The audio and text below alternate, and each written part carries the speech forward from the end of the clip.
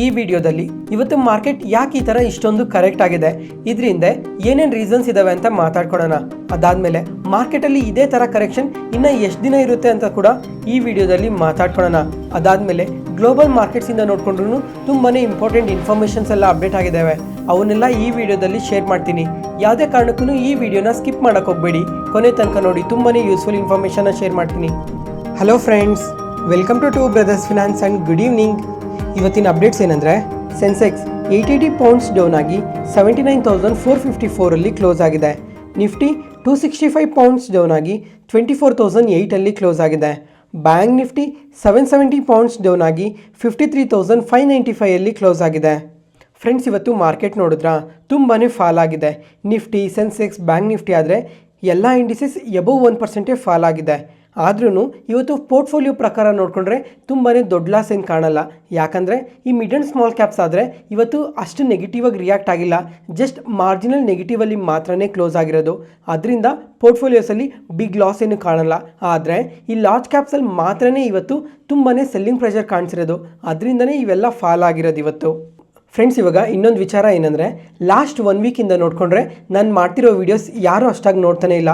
YouTube ಏನಾದರೂ ನಿಮಗೆ recommend ಮಾಡ್ತಾ ಇದೆಯಾ ಇಲ್ವೋ ಗೊತ್ತಿಲ್ಲ, ಅಥವಾ ನನ್ನ ವೀಡಿಯೋಸ್ ನಿಮಗೆ ಇಷ್ಟ ಆಗ್ತಾ ಇದೆಯಾ ಇಲ್ವೋ ಅಂತನಾದರೂ ಒಂದ್ಸಲ ಕಮೆಂಟ್ ಸೆಷನಲ್ಲಿ ಕಮೆಂಟ್ ಮಾಡಿ. ಯಾಕಂತಂದರೆ ಪ್ರತಿದಿನ ಮಾರ್ಕೆಟ್ ನ್ಯೂಸ್ ಅನಾಲಿಸಿಸ್ ವೀಡಿಯೋನ ತರ್ತಾನೆ ಇದ್ದೀವಿ. ಒಂದು ವೇಳೆ ನಿಮ್ಗೆ ಏನಾದರೂ ಈ ವಿಡಿಯೋಸ್ ಏನಾದರೂ ಇಷ್ಟ ಆಗ್ತಿಲ್ಲ ಅಂದರೆ ಒಂದ್ಸಲ ಕಮೆಂಟ್ ಸೆಷನಲ್ಲಿ ಬಂದು ಕಮೆಂಟ್ ಮಾಡಿ.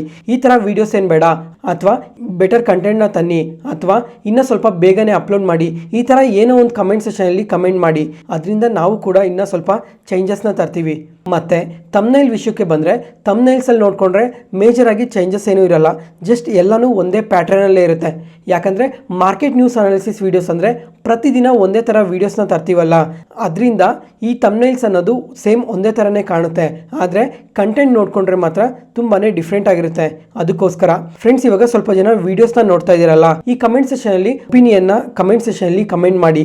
ನೀವು ಆ ಥರ ಕಮೆಂಟ್ ಮಾಡೋದ್ರಿಂದ ಯೂಟ್ಯೂಬ್ ಆಲ್ಗೋರಿಥಮ್ ಇನ್ನೂ ಸ್ವಲ್ಪ ಜನಕ್ಕೆ ವೀಡಿಯೋಸ್ನ ರೆಕಮೆಂಡ್ ಮಾಡುತ್ತೆ. ಅದರಿಂದ ಇನ್ನೂ ಸ್ವಲ್ಪ ಜನ ನೋಡ್ತಾರೆ. ಆದಷ್ಟು ಯಾರಾದರೂ ವೀಡಿಯೋಸ್ ನೋಡಿದ್ರೆ ಏನೋ ಒಂದು ಕಮೆಂಟ್ ಸೆಷನಲ್ಲಿ ಕಮೆಂಟ್ ಮಾಡಿ. ಫ್ರೆಂಡ್ಸ್, ಇವಾಗ ನಾನು ತುಂಬ ವೀಡಿಯೋಸಲ್ಲೇ ಅಪ್ಡೇಟ್ ಮಾಡಿದ್ದೆ, ಈ ವಾರ್ ಟೆನ್ಷನ್ಸ್ ಇದೇ ಥರ ಪ್ರತಿದಿನ ಇನ್ಕ್ರೀಸ್ ಆಗ್ತಾ ಹೋದರೆ ಮಾರ್ಕೆಟ್ ಒಂದಲ್ಲ ಒಂದಿನ ಕರೆಕ್ಟ್ ಆಗೋ ಚಾನ್ಸಸ್ ತುಂಬಾ ಜಾಸ್ತಿ ಇರುತ್ತೆ ಅಂತ. ಅದೂ 1 or 2 ಡೇಸ್ ಅಂತೂ ಮಾರ್ಕೆಟಲ್ಲಿ ಕರೆಕ್ಷನ್ ಇದ್ದೇ ಇರುತ್ತೆ ಅಂತ ಕೂಡ ತುಂಬ ವೀಡಿಯೋಸಲ್ಲೇ ಮಾತಾಡ್ಕೊಂಡಿದ್ವಿ. ಮತ್ತು ನಿನ್ನೆ ಮಾರ್ಕೆಟ್ ನ್ಯೂಸಲ್ಲಿ ನಾವೇನಂತ ಮಾತಾಡ್ಕೊಂಡಿದ್ವಿ ಹೇಳಿ, ನಿನ್ನೆ ನಮ್ಮ ಮಾರ್ಕೆಟ್ ಸೆಕೆಂಡ್ ಹಾಫಲ್ಲಿ ನೋಡಿಕೊಂಡ್ರೆ 15 ಪ್ಲೇಸಸ್ ಮೇಲೆ ಈ ಡ್ರೋನ್ ಅಟ್ಯಾಕ್ಸ್ ಮತ್ತು ಮಿಸೈಲ್ ಅಟ್ಯಾಕ್ಸ್ನ ಮಾಡಿದ್ದಾರೆ ಅಂತ ಮಾತಾಡ್ಕೊಂಡಿದ್ವಿ. ಈ 15 ಅಟ್ಯಾಕ್ಸ್ ಏನಿದ್ದಾವೆ ಇವನ್ನೆಲ್ಲ ಕಂಪ್ಲೀಟ್ಲಿ ನ್ಯೂಟ್ರಲೈಸ್ ಮಾಡಿದ್ದಾರೆ. ಅದಾದಮೇಲೆ ನಮ್ಮ ಮಾರ್ಕೆಟ್ ಕ್ಲೋಸ್ ಆದಮೇಲೆ ನೋಡಿಕೊಂಡ್ರೆ ಮತ್ತೆ ಅಡಿಷ್ನಲ್ ಆಗಿ 8 ಮಿಸೈಲ್ಸ್ನ ಲಾಂಚ್ ಮಾಡಿದರು. ಇವನು ಸಹ ಕಂಪ್ಲೀಟ್ಲಿ ನ್ಯೂಟ್ರಲೈಸ್ ಮಾಡಿದ್ದಾರೆ. ಅದರಿಂದ ನಮ್ಮ ಕಂಟ್ರಿಗೆ ಇದೇನು ಮೇಜರ್ ಎಫೆಕ್ಟ್ ಏನೂ ಆಗಲಿಲ್ಲ, ಕಂಪ್ಲೀಟ್ಲಿ ನ್ಯೂಟ್ರಲೈಸ್ ಮಾಡಿರೋದ್ರಿಂದ. ಈ ಥರ ವಾರ್ ಟೆನ್ಷನ್ಸ್ ಎಲ್ಲ ಇನ್ಕ್ರೀಸ್ ಆಗ್ತಾ ಇರೋದ್ರಿಂದನೇ ಇವತ್ತು ಮಾರ್ಕೆಟ್ ಈ ಥರ ನೆಗೆಟಿವ್ ಆಗಿ ರಿಯಾಕ್ಟ್ ಆಗಿರೋದು. ಫ್ರೆಂಡ್ಸ್, ಇವಾಗ ನಮ್ಮ ಇಂಡಿಯನ್ ಡಿಫೆನ್ಸ್ ಏನಿದೆ ಇದು ತುಂಬಾ ಸ್ಟ್ರಾಂಗ್ ಆಗಿದೆ. ಇವಾಗ ಪಾಕಿಸ್ತಾನದವರು ಈ ಥರ ತುಂಬಾ ಡ್ರೋನ್ ಅಟ್ಯಾಕ್ಸ್ನ, ಮಿಸೈಲ್ ಅಟ್ಯಾಕ್ಸ್ನ ಮಾಡಿದ್ರು ಅವನ್ನೆಲ್ಲ ಕಂಪ್ಲೀಟ್ಲಿ ನ್ಯೂಟ್ರಲೈಸ್ ಮಾಡೋ ತುಂಬಾ ಸ್ಟ್ರಾಂಗ್ ವೆಪನ್ಸ್ ಇದ್ದಾವೆ ನಮ್ಮ ಹತ್ರ.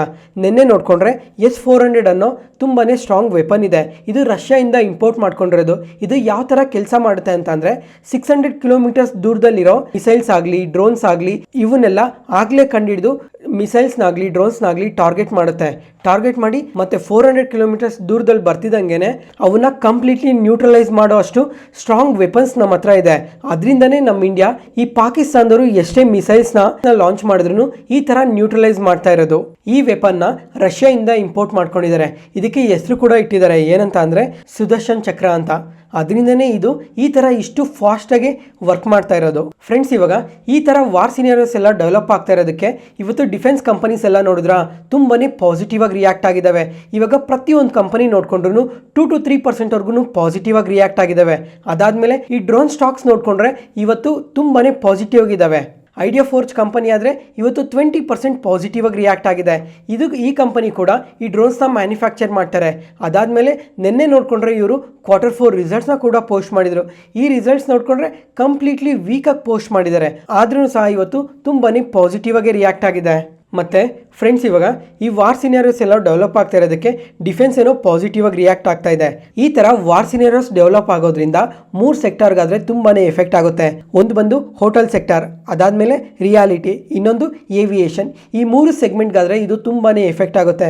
ಅದರಿಂದನೇ ಇವತ್ತು ಈ 3 ಸೆಕ್ಟರಲ್ಲಿ ತುಂಬಾನೇ ಫಾಲ್ ಕಾಣಿಸಿರೋದು.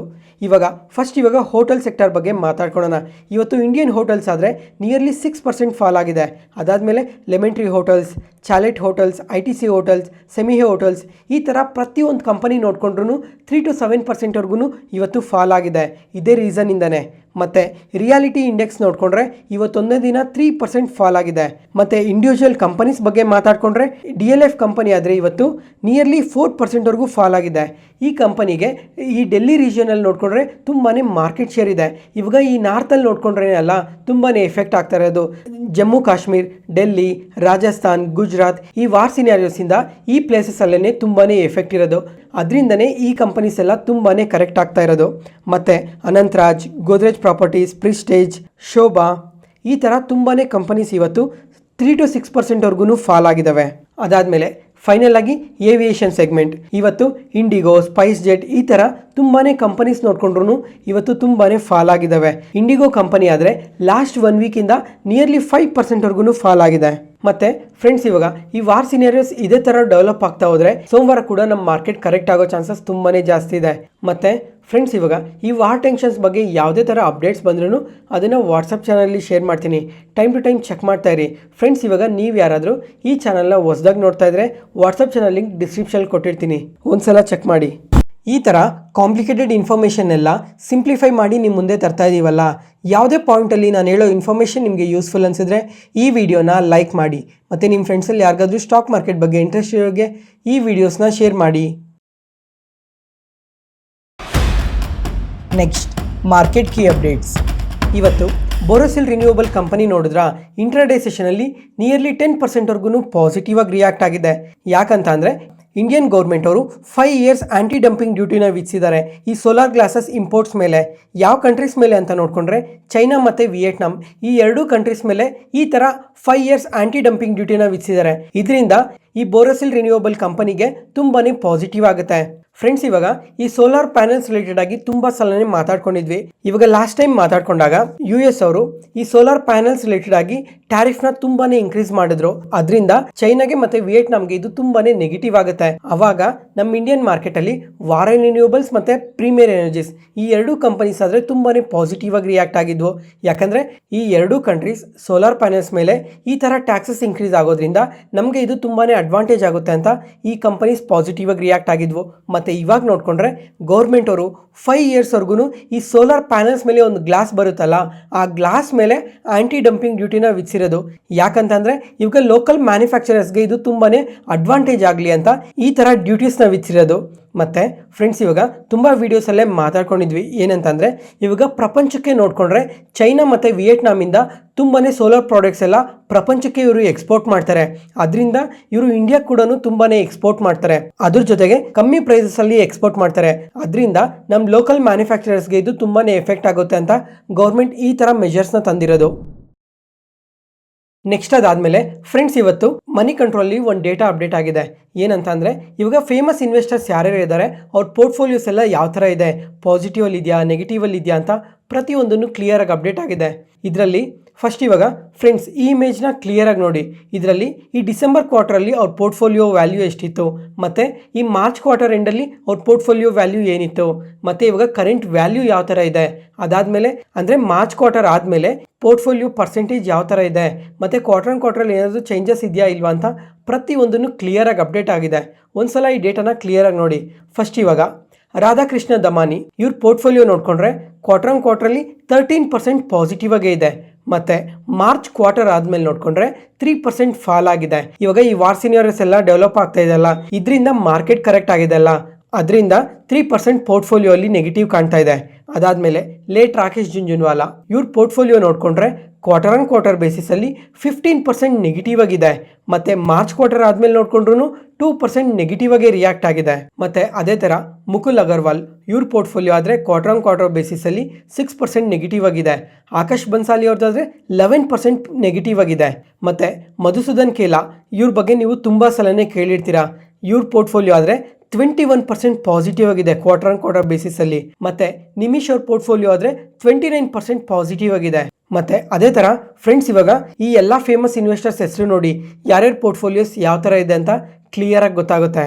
ಅದಾದ್ಮೇಲೆ ಫ್ರೆಂಡ್ಸ್, ಇವಾಗ ಕ್ವಾರ್ಟರ್ ಬೇಸಿಸ್ ಆಗಲಿ ಅಥವಾ ಇವಾಗ ಪ್ರೆಸೆಂಟ್ ನಿಮ್ಮ ಪೋರ್ಟ್ಫೋಲಿಯೋದಲ್ಲಿ ನೀವೇನಾದರೂ ಪಾಸಿಟಿವ್ ಅಲ್ಲಿ ಇದ್ದೀರಾ ಅಥವಾ ನೆಗೆಟಿವ್ ಅಲ್ಲಿ ಇದ್ದೀರಾ ಅಂತ ಒಂದ್ಸಲ ಕಮೆಂಟ್ ಸೆಷನಲ್ಲಿ ಕಮೆಂಟ್ ಮಾಡಿ.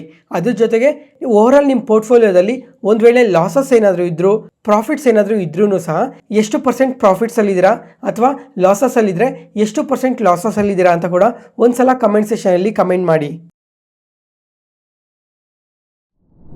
ನೆಕ್ಸ್ಟ್ ಅದಾದ್ಮೇಲೆ ಫ್ರೆಂಡ್ಸ್, ಇವತ್ತು ಆಂಫಿ ಡೇಟಾ ರಿಲೀಸ್ ಮಾಡಿದ್ದಾರೆ. ಈ ಡೇಟಾ ನೋಡ್ಕೊಂಡ್ರೆ ಈ ಸಲ ತುಂಬಾನೇ ಪಾಸಿಟಿವ್ ಆಗಿ ಬಂದಿದೆ. ನಾವು ಲಾಸ್ಟ್ ಮಂತ್ ಮಾತಾಡ್ಕೊಂಡಾಗ ಈ ಸಿಪ್ ಕೌಂಟ್ಸ್ ಏನಿದಾವೆ ಇದು ತುಂಬಾನೇ ಡ್ರಾಪ್ ಆಗಿತ್ತು. ಆದ್ರೆ ಈ ಏಪ್ರಿಲ್ ಮಂತ್ ಅಲ್ಲಿ ನೋಡ್ಕೊಂಡ್ರೆ ಈ ಸಿಪ್ಸ್ ಅನ್ನೋದು ಮತ್ತೆ ಆಲ್ ಟೈಮ್ ಹೈ ಟಚ್ ಮಾಡಿದೆ.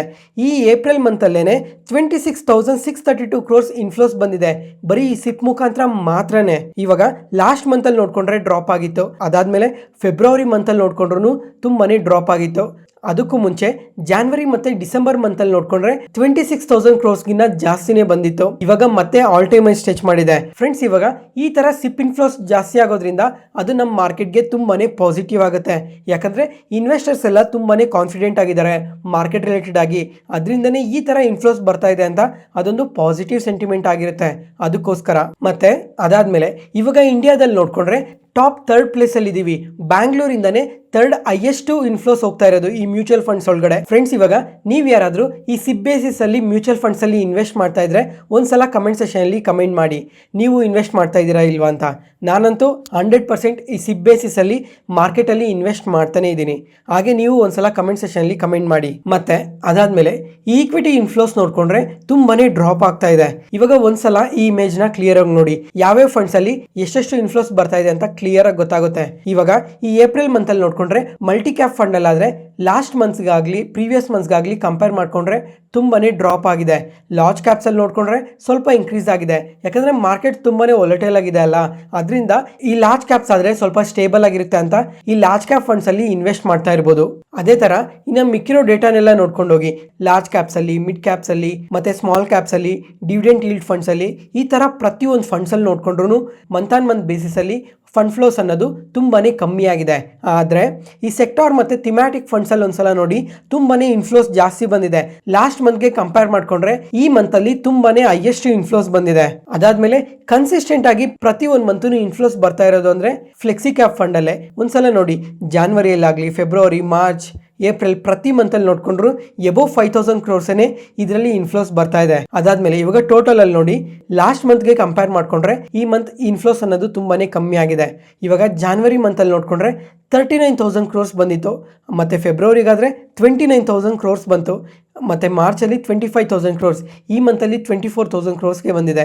ಈ ತರ ಫಂಡ್ ಇನ್ಫ್ಲೋಸ್ ಅನ್ನೋದು ತುಂಬಾನೇ ಕಮ್ಮಿ ಆದ್ರೆ ಇದೊಂದು ಸ್ವಲ್ಪ ನೆಗೆಟಿವ್ ಸೆಂಟಿಮೆಂಟ್ ಆಗುತ್ತೆ ಈ ಫಂಡ್ಸ್ ರಿಲೇಟೆಡ್ ಆಗಿ. ನೋಡೋಣ ಕಮಿಂಗ್ ಕ್ವಾರ್ಟರ್ಸ್ ಅಲ್ಲಾದ್ರೂ ಮಾರ್ಕೆಟ್ ಬೆಟರ್ ಆಗಿ ಪರ್ಫಾರ್ಮ್ ಮಾಡಿದ್ರೆ ಆ ಟೈಮಲ್ಲಿ ಈ ಇನ್ಫ್ಲೋಸ್ ಅನ್ನೋದೇನಾದ್ರೂ ಇನ್ಕ್ರೀಸ್ ಆಗುತ್ತಾ ಅಂತ. ಫ್ರೆಂಡ್ಸ್, ಇವಾಗ ಈ ಫಂಡ್ಸ್ ಅಲ್ಲಿ ನೋಡ್ಕೊಂಡ್ರೆ ದುಡ್ಡೆಲ್ಲ ಕಮ್ಮಿ ಆಗ್ತಾ ಇದೆ. ಆದ್ರೆ ಈ ದುಡ್ಡೆಲ್ಲ ಎಲ್ಗೆ ಹೋಗ್ತಾ ಇದೆ? ಒಂದ್ಸಲ ಇಮೇಜ್ ನ ಕ್ಲಿಯರ್ ಆಗಿ ನೋಡಿ. ಎಲ್ಲ ಮುಕ್ಕಾಲ್ ಭಾಗ ಎಲ್ಲ ಡೆಟ್ ಫಂಡ್ಸ್ ಒಳಗಡೆ ಇನ್ಫ್ಲೋಸ್ ಬರ್ತಾ ಇದೆ. ಇವಾಗ ಈ ಲಿಕ್ವಿಡ್ ಫಂಡ್ಸ್ ನೋಡ್ಕೊಂಡ್ರೆ 1,18,656 ಕೋಟಿ ಇನ್ಫ್ಲೋಸ್ ಬಂದಿದೆ ಈ ಲಿಕ್ವಿಡ್ ಫಂಡ್ಸ್ ಅಲ್ಲೇನೆ. ಫ್ರೆಂಡ್ಸ್, ಇವಾಗ ಮಾರ್ಕೆಟ್ ನೋಡ್ಕೊಂಡ್ರೆ ತುಂಬಾನೇ ವೊಲಟೈಲ್ ಕೂಡ ಮೂವ್ ಆಗ್ತಾ ಇದೆ. ಅದರಿಂದ ತುಂಬಾ ಇನ್ವೆಸ್ಟರ್ಸ್ ಎಲ್ಲ ಯಾಕೆ ಇವಾಗ ರಿಸ್ಕ್ ತಗೊಳೋದು ಅಂತ ಪ್ರತಿಯೊಬ್ರು ಈ ಲಿಕ್ವಿಡ್ ಫಂಡ್ಸ್ ಅಲ್ಲಿ ಇನ್ವೆಸ್ಟ್ ಮಾಡ್ತಾ ಇರಬೇಕು. ಅದರಿಂದನೇ ಕಂಪ್ಲೀಟ್ ಫಂಡ್ಸ್ ಎಲ್ಲ ಇಲ್ಲಿಗೆ ಬರ್ತಾ ಇದೆ. ಇವಾಗ ಪ್ರೀವಿಯಸ್ ಮಂತ್ಸ್ ಕಂಪೇರ್ ಮಾಡ್ಕೊಂಡ್ರೆ ಕಂಪ್ಲೀಟ್ ಆಗಿ ಸೆಲ್ ಮಾಡಾಕಿದ್ರು ಈ ಲಿಕ್ವಿಡ್ ಫಂಡ್ಸ್ ಇಂದ. ಅವಾಗ ಈ ಮಾರ್ಚ್ ಮಂತ್ ಅಲ್ಲಾದ್ರೆ 1,33,000 ಕೋಟಿ ಈ ಮಾರ್ಕೆಟ್ ಇಂದ ವಿಡ್ರಾ ಮಾಡಿದ್ರು. ಆದ್ರೆ ಈ ಏಪ್ರಿಲ್ ಮಂತ್ ಅಲ್ಲಾದ್ರೆ 1,18,000 ಕೋಟಿ ಇನ್ಫ್ಲೋಸ್ ಬಂದಿದೆ. ಫ್ರೆಂಡ್ಸ್, ಇವಾಗ ನೀವು ಯಾರಾದರೂ ಮಾರ್ಕೆಟ್ ತುಂಬಾ ವೊಲೆಟೈಲ್ ಆಗಿದೆ, ಇವಾಗ ಯಾಕೆ ರಿಸ್ಕ್ ತೊಗೊಳೋದು, ಕಮಿಂಗ್ ಟೈಮಲ್ಲಿ ಒಂದು ಟೈಮ್ ನೋಡಿಕೊಂಡು ಕರೆಕ್ಟಾಗಿ ಇನ್ವೆಸ್ಟ್ ಮಾಡೋಣ ಅಂತ ನೀವು ಯಾರಾದರೂ ಈ ಥರ ಲಿಕ್ವಿಡ್ ಫಂಡ್ಸಲ್ಲಿ ನಿಮ್ಮ ಫಂಡ್ಸ್ನ ಮೂವ್ ಮಾಡಿದರೆ ಒಂದು ಸಲ ಕಮೆಂಟ್ ಸೆಷನಲ್ಲಿ ಕಮೆಂಟ್ ಮಾಡಿ. ಅದಾದಮೇಲೆ ನಾನು ಸಹ ಈ ಲಿಕ್ವಿಡ್ ಫಂಡ್ಸ್ನ ಯಾವ ಥರ ಉಪಯೋಗಿಸ್ತೀನಿ ಅಂತ ಒಂದು ಸಪ್ರೇಟ್ ವೀಡಿಯೋನೇ ಮಾಡಿದ್ದೆ. ಆ ವಿಡಿಯೋ ಲಿಂಕ್ ಕೂಡ ಡಿಸ್ಕ್ರಿಪ್ಷನಲ್ಲಿ ಕೊಟ್ಟಿರ್ತೀನಿ, ಒಂದ್ಸಲ ಚೆಕ್ ಮಾಡಿ. ಅದಾದಮೇಲೆ ಎಂಡ್ ಕಾರ್ಡಲ್ಲೂ ಸಹ ಆ ವಿಡಿಯೋನ ಕೊಟ್ಟಿರ್ತೀನಿ. ನಾನು ಈ ಲಿಕ್ವಿಡ್ ಫಂಡ್ನ ಯಾವ ಥರ ಬಳಸ್ತೀನಿ ಅಂತ ಕ್ಲಿಯರಾಗಿ ಎಕ್ಸ್ಪ್ಲೇನ್ ಮಾಡಿದ್ದೆ, ಅದಕ್ಕೋಸ್ಕರ. ನೆಕ್ಸ್ಟ್ ಅದಾದಮೇಲೆ ಇವತ್ತು ಆಕ್ಸಿಸ್ ಸೆಕ್ಯೂರಿಟೀಸ್ ಅವ್ರು ನೋಡಿಕೊಂಡ್ರೆ 8 ಲಾರ್ಜ್ ಕ್ಯಾಪ್ ಕಂಪನೀಸ್ನ ಪಿಕ್ ಮಾಡಿದ್ದಾರೆ. ಈ ಕಂಪನೀಸ್ ನೋಡಿಕೊಂಡ್ರೆ 40% ಗ್ರೋ ಆಗೋ ಚಾನ್ಸಸ್ ತುಂಬಾ ಜಾಸ್ತಿ ಇದೆ ಅಂತ ಮೆನ್ಷನ್ ಮಾಡಿದ್ದಾರೆ.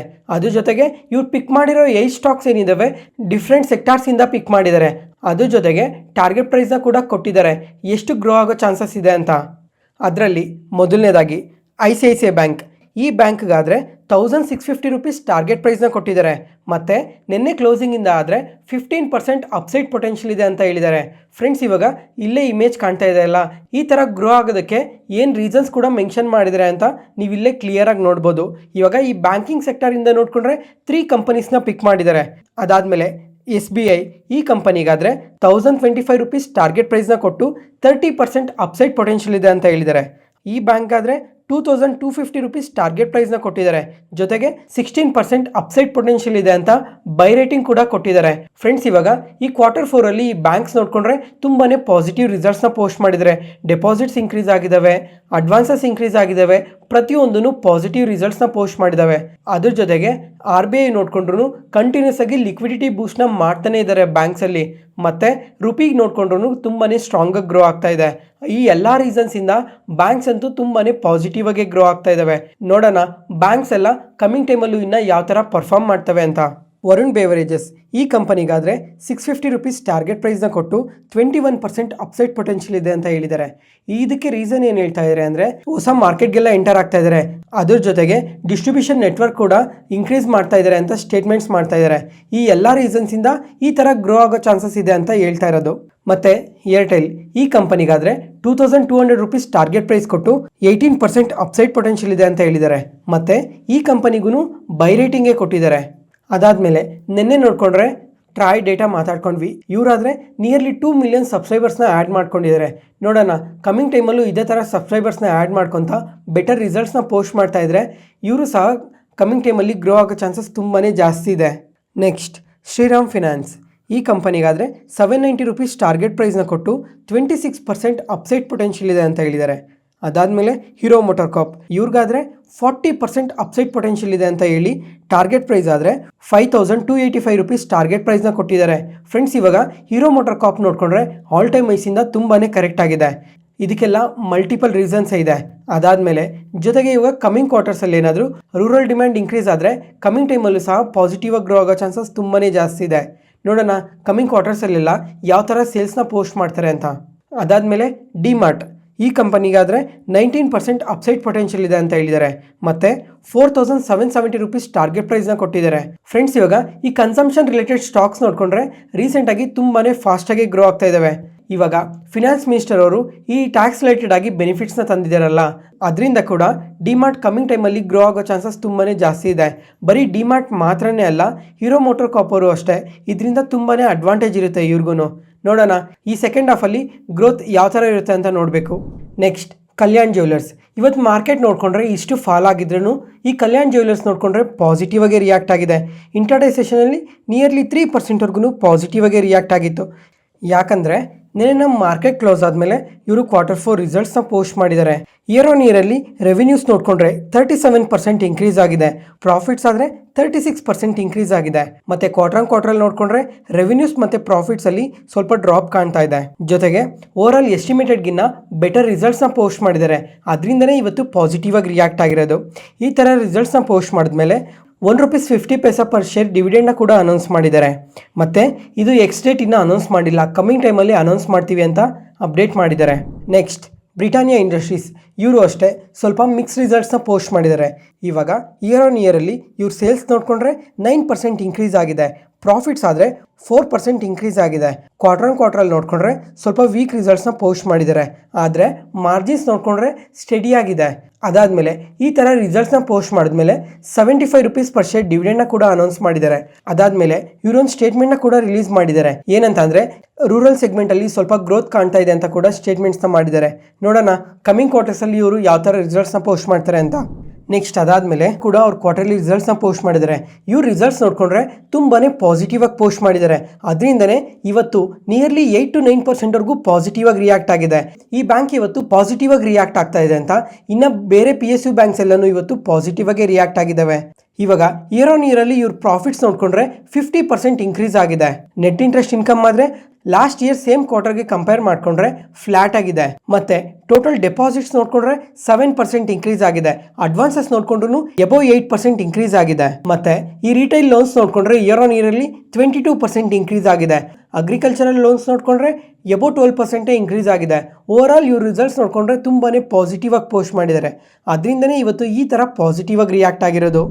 ಈ ವಿಡಿಯೋನ ಇಲ್ಲಿವರೆಗೂ ನೋಡ್ತಾ ಇದ್ದೀರಾ ಅಂದರೆ ನಾನು ಹೇಳ್ತಿರೋ ಇನ್ಫಾರ್ಮೇಷನ್ ನಿಮಗೆ ಯೂಸ್ಫುಲ್ ಆಗ್ತಾ ಇದೆ ಅನ್ಕೊತೀನಿ. ಅದಕ್ಕೋಸ್ಕರ ಈ ಚಾನಲ್ನ ಸಬ್ಸ್ಕ್ರೈಬ್ ಮಾಡಿ ಸಪೋರ್ಟ್ ಮಾಡಿ. Thank you.